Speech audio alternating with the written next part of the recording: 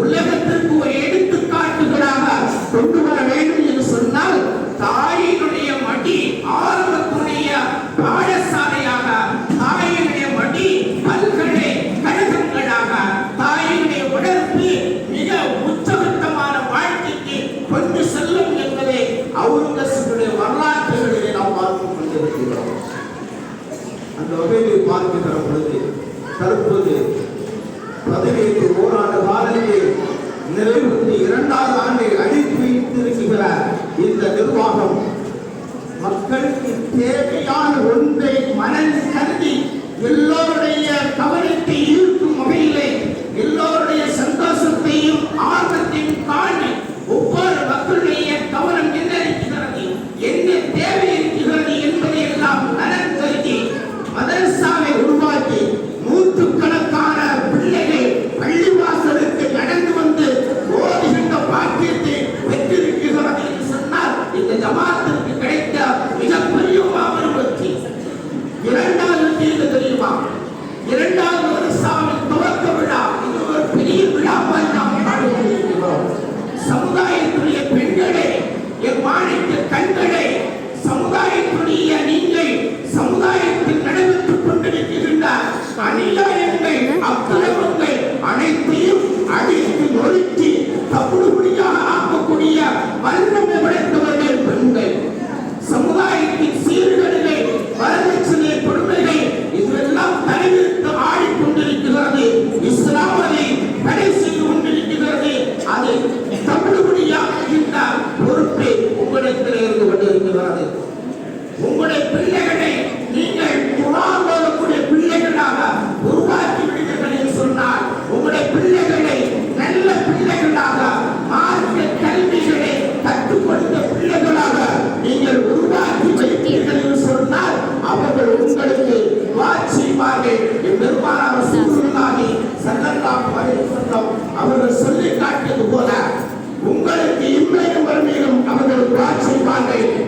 நல்ல பிள்ளைகளை உருவாக்குகிற பொழுது நல்ல சமுதாயத்தை நாம் காண முடியும். இளைஞர்களுடைய நிலைப்பாடுகளை பாருங்கள், இளைஞர்களுடைய நிலைப்பாடுகளை பாருங்கள். 6ஆம் கிளாஸ் படிக்கின்ற மாணவன், 6ஆம் கிளாஸ் படிக்கின்ற மாணவன் கையை தடவுகின்றார், மதுபோதைக்கு அடிமையாகின்றார், வாழ்க்கையை நாசமாக்கிக் கொண்டிருக்கிறார். இந்த காலகட்டத்திலே பெண்களே, உங்களை பிள்ளைகளே நல்ல பிள்ளைகளாக உருவாக்குங்கள். சமுதாயத்திற்கு நல்ல பிள்ளைகளை அர்ப்பணிங்கள். சலாமை பரப்பிக் கொள்ளுங்கள். யாரை பார்த்தாலும் நீங்கள் சலாமை பரப்பிக் கொள்ளுங்கள். உங்களுடைய உள்ளத்தில் சலாமத்தாக இருக்கும் சகோதரர்களே. ஒரு ஊர்ல